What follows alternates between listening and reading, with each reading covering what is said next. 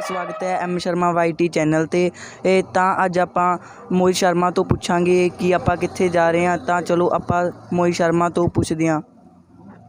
तो नमस्कार दोस्तों, थोड़ा स्वागत है अपने YouTube channel M Sharma YT ते। मेरा नाम है मोहित शर्मा। अज 27 सितंबर ਆਪਾਂ ਨੂੰ किसान जथेबंदियां ਵੱਲੋਂ सद्दा आया है कि ਆਪਾਂ ने ਬਰੇਟਾ ਕੈਂਚੀਆਂ ਤੇ अपनी हाज़री लवानी है ਅਤੇ ਆਪਾਂ ने ਉਹਨਾਂ ਦੇ ਕਹਿਣ ਤੇ पूरा दिन अपनी शॉप बंद रखी है। तो चलो चलते हैं ਆਪਾਂ ਤੁਹਾਨੂੰ ਦਿਖਾਉਂਦੇ ਹਾਂ ਬਰੇਟਾ ਕੈਂਚੀਆਂ ਤੇ ਧਰਨਾ। ਸਾਰੀਆਂ ਜਥੇਬੰਦੀਆਂ ਦਾ ਬਹੁਤ ਬਹੁਤ ਧੰਨਵਾਦ ਜੋ ਕਿ ਬਰੇਟਾ ਕੈਂਚੀਆਂ ਵਿਖੇ ਭਾਰਤ ਬੰਦ ਦੇ ਸਮਰਥਨ ਵਿੱਚ ਆਪਣਾ ਯੋਗਦਾਨ ਪਾ ਰਹੀਆਂ ਨੇ। किसान एकता जिंदाबाद। लो भी दोस्तों आप चले बरेटा धरने ते जो कि अज 27 सितंबर का दिन सी भारत बंद का सद्दा ती जथेबंदियां वल्लों। अज देखण नूं मिलिया कि पिंडां अते शहरां दियां आवाजाई अते दुकानां भारत बंद के समर्थन करके बिल्कुल बंद सन।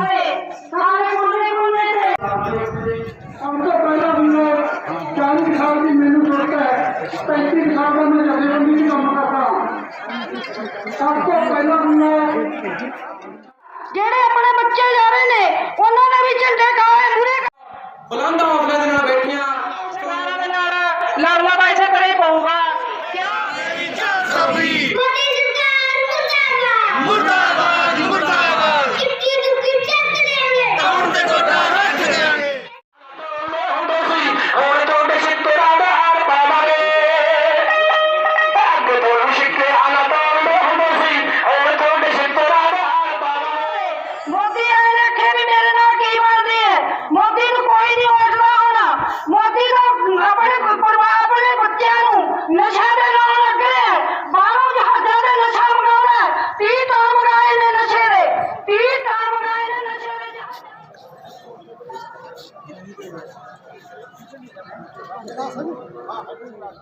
ਸਾਡੇ ਟਰੈਕਟਰਾਂ ਤੇ ਸਾਡੀਆਂ ਗੱਡੀਆਂ ਦੇ ਵਿੱਚ ਸਾਡੇ ਘਰਾਂ ਦੇ ਵਿੱਚ ਗੂੰਜਦੇ ਨੇ।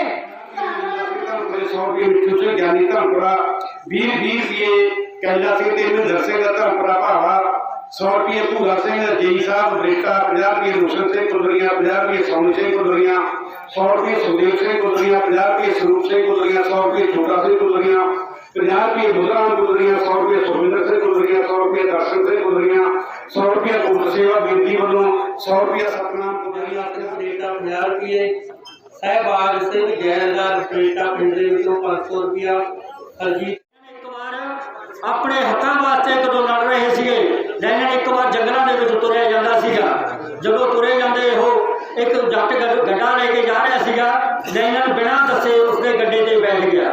जट ने उतर के लैन नूं पछाणिया नहीं, उहदे कंन ते थप्पड़ जड़ दिता। लैन नूं कहंदा तू कौन है? कहंदा मैं जट हां, मेरा गड्ढा है। इसनूं लाजमी पुछा करो भी तू ਜਿਹੜਾ ਦੁੱਧ ਲੈ ਕੇ ਗਿਆ ਵੀ ਭਾਈ ਕੱਲ ਬੰਦ ਦਾ ਸੱਦਾ ਸੀ, ਕੱਲ ਕਿਉਂ ਨਹੀਂ ਬੰਦ ਕਰਿਆ? ਜਾਂ ਕੱਲ ਤੂੰ ਦਿਖਿਆ ਨਹੀਂ, ਅੱਜ 10 ਨੂੰ ਤਾਂ ਅਸੀਂ ਫੋਨ ਕਰ ਲਏ, ਕੋਈ ਕਿਤੇ ਕਹਿੰਦਾ ਕੋਈ ਕਿਤੇ ਕਹਿੰਦਾ, ਸਾਰਾ ਸਮਰਥਨ ਨਹੀਂ ਦਿੰਦੇ। ਆਪਾਂ ਪੰਡਾਲ ਹੈ ਇਹ ਵੀ ਰੌਲਾ ਘੱਟ ਪਾਇਆ ਆਪਾਂ ਨਾਲੋਂ ਨਾਲ ਚਲਾਵਾਂਗੇ। ਹੁਣ ਬੇਨਤੀ ਕਰਦਾ ਕਿ ਸਹਾਇਤਾ ਫੰਡ ਬੋਲਿਆ ਜਾਵੇ। ਫਿਰ ਉਸ ਤੋਂ ਬਾਅਦ ਦੋ ਤਿੰਨ ਬੱਚੀਆਂ ਨੇ ਗੀਤਾਂ ਵਾਲੇ ਨੇ ਉਹਨਾਂ ਨਾਲ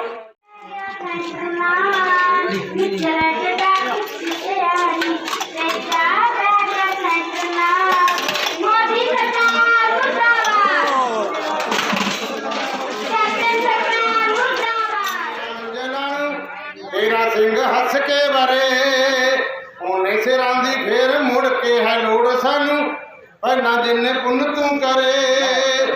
सच्चे सिंह दी तो एहो ही कमाल जालना दी मौत ते गरीबां दी भी किसान धरने का छाछण ते आके भी सरकार नाल गलबात करन ते सरकार भी पूरी तैयार है गलबात करन। और दसो कि सानू गलबात वास्ते क्यों बना रहे? तुसी एक बारी इत्थे बैठी अगर मैदान जो ये कह दो भी ये जेड़े तिन्ने काले कानून ने ते बाकी दी खड़े रहिए ते मोदी सरकार नूं पता लगे ਕਿਉਂ ਜਦੋਂ ਆਪਾਂ ਆਪਣੇ ਘਰ ਖਤਰਾ ਹੁੰਦੇ ਆ ਭੈਣਾਂ ਘਰਾਂ ਚੋਂ ਨਹੀਂ ਨਿਕਲਦੀਆਂ ਜਦੋਂ ਲੋਕ ਵਿਰੋਧੀ ਕਾਲੇ ਬਿੱਲ ਲਿਆਂਦੇ ਗਏ ਸੀ ਜੋ ਹੁਣ ਕਾਨੂੰਨ ਬਣ ਗਏ ਕਿਉਂਕਿ 10 ਮਹੀਨੇ ਦਿੱਲੀ ਦੀਆਂ मेरे संघर्षी किसान के मजदूर साथियों और मेरिया सत्कारयोग भैन सारे तो पहला थोड़ा बधाई ते थोड़ा धन्यवाद। बधाई अज का जो सारा भारत वर्ग है उसकी सफलता नहीं धन्यवाद मैं इस करके थोड़ा करना चाहना और हम सलाम भी करना चाहना सिर झुकाना चाहना। कड़ाके की गर्मी है उमस का समय इतों ही अंदाजा लग सकता है हर एक भैन जी लगभग पखा चल रही है क्योंकि बड़ी प्रधा है पर तुम डटे हो और लगातार मेरा ख्याल है सुबह 6-7 बजे तो साड़ी इस तरह स्टेज जारी है और जिन्हें साथी आए हैं कोई भी साथी पिछों मेरा ख्याल है शायद ही कोई बाहर गया हो नहीं सारे बहुत तगड़ी तरह बैठे हो। मैं समूची ब्रेटे दी जथेबंदियों जिन्नियां भी संयुक्त मोर्चे के शामिल है बहुत ही सत्कारयोग मेरे किसान का दुकानदार मजदूर वर्ग सो हर वर्ग ने मेरे वीर ने अज के संयुक्त किसान मोर्चे ने सदे के भारत बंद के नाम से सो हर बड़ी सुनाई है। मैं तेरे को धन्यवाद करता मेरी भैनों का जिवें मेरे साबका एमएलए हरदेव सिंह यासी इन्होंने दसिया है मेरे कायदे का प्रमाण इन्होंने पूजा किया है। मेरिया भैनां मेरे वीरों के गिनती तो भी ज़्यादा जिहड़ियां इत्थे पहुंचिया ने मैं इन्हों का भी ਹੁਣ ਤੁਹਾਡੇ ਸਿੱਤਰਾਂ ਦਾ ਹਾਰ ਪਾਵਾਂਗੇ ਅੱਗੇ ਤੋਂ ਸਿੱਤਰਾਂ ਨਾ ਤੋੜਦੇ ਹੁੰਦੇ ਸੀ ਹੁਣ ਤੁਹਾਡੇ ਸਿੱਤਰਾਂ ਦਾ ਹਾਰ ਪਾਵਾਂਗੇ।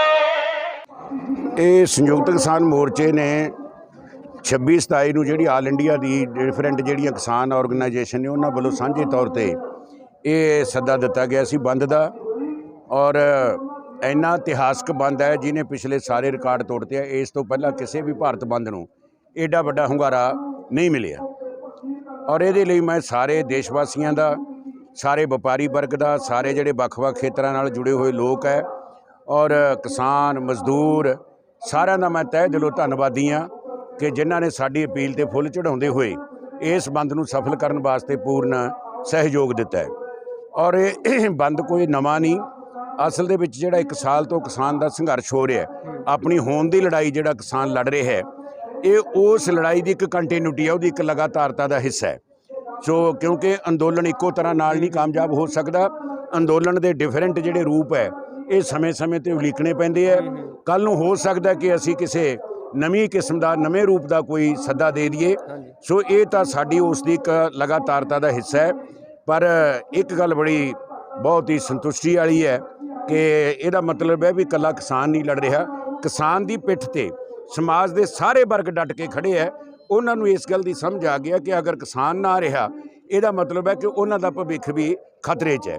ਔਰ ਇਹ ਕਿਸਾਨ ਅੰਦੋਲਨ ਦੀ ਇੱਕ ਬੜੀ ਵੱਡੀ ਪ੍ਰਾਪਤੀ ਹੈ ਕਿ ਅੱਜ ਸਾਰੀਆਂ ਹੀ ਜਿੰਨੀਆਂ ਸਿਆਸੀ ਰਾਜਨੀਤਿਕ ਧਿਰਾਂ ਨੇ ਭਾਵੇਂ ਕਿਸੇ ਤਰ੍ਹਾਂ ਵੀ ਲੇਕਿਨ ਕਿਸਾਨਾਂ ਦੀ ਤਾਕਤ ਦੇ ਅੱਗੇ ਮਜਬੂਰ ਹੋ ਕੇ ਉਹਨਾਂ ਨੂੰ ਵੀ ਇਸ ਬੰਦ ਦਾ ਜਿਹੜਾ ਹੈ ਉਹਦੀ ਸਮਰਥਨ ਦਾ ਐਲਾਨ ਕਰਨਾ ਪਿਆ। ਲੜਾਈ ਮੁੱਖ ਤੌਰ ਤੇ 2 ਕੇਂਦਰ ਬਿੰਦੂ ਹੈ। 3 ਖੇਤੀ ਕਾਲੇ ਕਾਨੂੰਨ ਜਿਹੜੇ ਕਿਸਾਨ ਨੂੰ ਜ਼ਮੀਨ ਤੋਂ ਉਜਾੜਦੇ ਆ ਜ਼ਮੀਨ ਅਡਾਨੀ ਬਾਨੀਆਂ ਦੇ ਹੱਥਾਂ 'ਚ ਦੇਣ ਦਾ ਇੱਕ ਰਸਤਾ ਅਖਤਿਆਰ ਕਰਦੇ ਆ ਔਰ ਦੂਸਰਾ ਜਿਹੜਾ MSP ਹੈ ਉਹਦੀ ਸਾਰੀਆਂ ਫਸਲਾਂ ਜਿਨ੍ਹਾਂ ਦਾ ਭਾਅ MSP 900 ਹੋਵੇ ਉਹਨਾਂ ਦੀ ਖਰੀਦਣ ਦੀ ਜਿਹੜੀ ਹੈ ਕਾਨੂੰਨੀ ਗਰੰਟੀ। ਸੋ ਇਹ ਮੁੱਖ 2 ਮੰਗਾਂ ਤੇ ਜਿਹੜਾ ਇਹ ਕਿਸਾਨ ਸੰਘਰਸ਼ ਹੈ ਕੇਂਦਰਿਤ ਹੈ। ਇਹ ਜਿੰਨਾ ਚਿਰ ਮੰਗਾਂ ਪ੍ਰਵਾਨ ਨਹੀਂ ਹੁੰਦੀਆਂ ਕਾਲੇ ਕਾਨੂੰਨ ਵਾਪਸ ਨਹੀਂ ਹੁੰਦੇ MSP ਦੀ ਕਾਨੂੰਨੀ ਗਰੰਟੀ ਨਹੀਂ ਮਿਲਦੀ ਇਹ ਅੰਦੋਲਨ ਰੁਕਣ ਵਾਲਾ ਨਹੀਂ। ਇਹ ਨਵੇਂ ਤੋਂ ਨਵੇਂ ਰੂਪ ਦੇ ਵਿੱਚ ਹੋਰ ਜ਼ਿਆਦਾ ਅੱਗੇ ਵਧੇਗਾ। ਕੁਰਬਾਨੀਆਂ ਪਹਿਲਾਂ ਵੀ ਬਹੁਤ ਦੇਤੀਆਂ 700 ਸਾਡੇ ਸਾਥੀ ਸ਼ਹੀਦ ਹੋ ਗਏ ਹੈ। ਹੋ ਸਕਦਾ ਆਉਣ ਵਾਲੇ ਸਮੇਂ 'ਚ ਹੋਰ ਵੀ ਵੱਡੀਆਂ ਕੁਰਬਾਨੀਆਂ ਦੇਣੀਆਂ ਪੈਣ। ਇਹਦੇ ਇਲਾਵਾ ਸਮੇਂ-ਸਮੇਂ ਤੇ ਅਸੀਂ ਜੋ ਦੇਸ਼ ਨੂੰ ਖਤਰੇ ਦਰਪੇਸ਼ ਹੈ ਔਰ ਜਿਸ ਤਰ੍ਹਾਂ ਸਾਡੇ ਦੇਸ਼ ਦੀ ਜੋ ਪ੍ਰਾਪਰਟੀ ਹੈ ਵੇਚੀ ਜਾ ਰਹੀ ਹੈ ਕੌਡੀਆਂ ਦੇ ਭਾਅ ਤੇ ਸਾਰਾ ਦੇਸ਼ ਹੀ ਸੇਲ ਤੇ ਲਾ ਰੱਖਿਆ ਮੋਦੀ ਨੇ। ਅਸੀਂ ਕਿਸਾਨ ਕਿਉਂਕਿ ਇਹ ਸਮਝਦੇ ਹਾਂ ਕਿ ਪ੍ਰਾਪਰਟੀ ਮੋਦੀ ਦੇ ਬਾਪ ਦੀ ਨਹੀਂ ਨਾ ਅਡਾਨੀ ਬਾਨੀਆਂ ਦੀ ਹੈ ਇਹ ਸਾਡੀ ਹੈ ਇਹ ਪਬਲਿਕ ਪ੍ਰਾਪਰਟੀ ਹੈ, ਇਹਨੂੰ ਕੌਡੀਆਂ ਦੇ ਭਾਅ ਤੇ ਨਹੀਂ ਵੇਚਣ ਦੇਵਾਂਗੇ। ਅਸੀਂ ਉਹਦੇ ਵੀ ਲਗਾਤਾਰ ਆਵਾਜ਼ ਉਠਾ ਰਹੇ ਹਾਂ। ਪੰਜਾਬ ਦੇ ਸੰਬੰਧ 'ਚ ਮੈਂ ਇੱਕੋ ਐਡੀਸ਼ਨ ਕਰਨੀ ਚਾਹੁੰਦਾ। ਕੇਂਦਰ ਸਰਕਾਰ ਨੇ ਹੁਣ ਝੋਨੇ ਦਾ ਸੀਜ਼ਨ ਆ ਰਿਹਾ, ਉਹਦੀ ਪ੍ਰੋਕਿਉਰਮੈਂਟ ਦਾ ਜਿਹੜੀਆਂ ਸਪੈਸੀਫਿਕੇਸ਼ਨਾਂ ਉਹ ਬੜੀਆਂ ਸਖਤ ਕੀਤੀਆਂ, ਜਿਨ੍ਹਾਂ ਦੇ ਨਾਲ ਲੱਗਦਾ ਕਿ ਕਿਸਾਨ ਮੰਡੀ ਦੇ ਵਿੱਚ ਜਿਹੜਾ ਰੁਲੇਗਾ ਉਹਦੀ ਫਸਲ ਚੱਕੀ ਨਹੀਂ ਜਾਣੀ, ਬੜੀ ਪਰੇਸ਼ਾਨੀ ਹੋਏਗੀ। ਸੋ ਅਗਰ ਇਸ ਤਰ੍ਹਾਂ ਦੇ ਕੋਈ ਹਾਲਾਤ ਬਣਦੇ ਹੈ, ਹੋ ਸਕਦਾ ਸਾਨੂੰ ਪੰਜਾਬ ਦੇ ਵਿੱਚ ਵੀ ਕੋਈ ਦੂਜਾ ਮੋਰਚਾ ਖੋਲ੍ਹਣ ਦੀ ਲੋੜ ਪਵੇ। ਔਰ ਇੱਕ ਸਾਰਿਆਂ ਨੂੰ ਪਤਾ ਵੀ ਇਸ ਵੇਲੇ ਪੰਜਾਬ ਦੇ ਵਿੱਚ ਜਿਹੜੀ ਨਰਮਾ ਪੱਟੀ ਹੈ, ਖਾਸ ਕਰ ਜਿਹੜਾ ਇੱਕ ਖੇਤਰ ਹੈ ਫਾਜ਼ਿਲਕੇ ਤੋਂ ਲੈ ਕੇ ਸਾਡੇ ਮਾਨਸਾ ਤਲਵੰਡੀ ਸਾਬੋ ਤੱਕ, ਇਹ ਇੱਕ ਬੈਲਟ ਹੈ ਨਰਮੇ ਦੀ, ਔਰ ਬੜੀ ਬੰਪਰ ਕ੍ਰਾਪ ਹੋਣ ਦਾ ਐਕਸਪੈਕਟੇਸ਼ਨ ਸੀ। ਝਾੜ ਬੜਾ ਵਧੀਆ ਹੋਣ ਦੀ ਸੀ, ਫਸਲ ਬੜੀ ਸ਼ਾਨਦਾਰ ਸੀ, ਪਰ ਲੇਕਿਨ ਇਹ ਸਰਕਾਰਾਂ ਦੇ ਅਫਸਰਾਂ ਨਾਲ ਮਿਲੀ ਭੁਗਤ ਕਰਕੇ ਜਿਹੜੇ ਮਾੜੇ ਬੀਜ ਤੇ ਮਾੜੀਆਂ ਸਪਰੇਆਂ ਦੇ ਨਤੀਜੇ ਵਜੋਂ ਅੱਜ ਜਿਹੜਾ ਗੁਲਾਬੀ ਸੁੰਡੀ ਨੇ ਇੰਨਾ ਵੱਡਾ ਹਮਲਾ ਕੀਤਾ ਹੈ ਕਿ ਸਾਰੀ ਫਸਲ ਤਬਾਹ ਹੋਣ ਦਾ ਖਤਰਾ ਬਣ ਗਿਆ। 5000 ਏਕੜ ਹੁਣ ਤੱਕ ਜਿਹੜੀ ਫਸਲ ਹੈ ਉਹ ਕਿਸਾਨ ਮਜਬੂਰੀ ਵਸ ਵਾਹ ਚੁੱਕੇ। ਸੋ ਸਾਡੀ ਇਹ ਵੀ ਕਿਸਾਨ ਮੋਰਚੇ ਵੱਲੋਂ ਮੰਗ ਹੈ ਕਿ ਜਿਨ੍ਹਾਂ ਦੀ 100,000 ਇਹ ਸਾਡੀ ਸੰਯੁਕਤ ਕਿਸਾਨ ਮੋਰਚੇ ਦੀ ਵੀ ਮੰਗ ਹੈ।